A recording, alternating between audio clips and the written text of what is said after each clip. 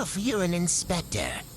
So you see leaks and DIY plumbing on a daily basis. There's that funnel. I regret touching that.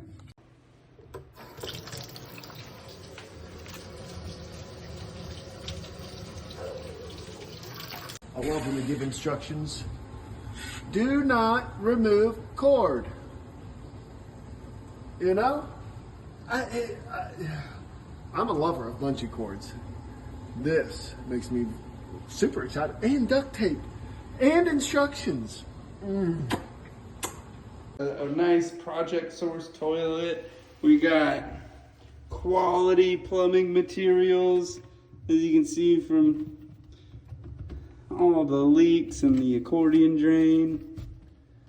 Nope. Yep, not supposed to do that.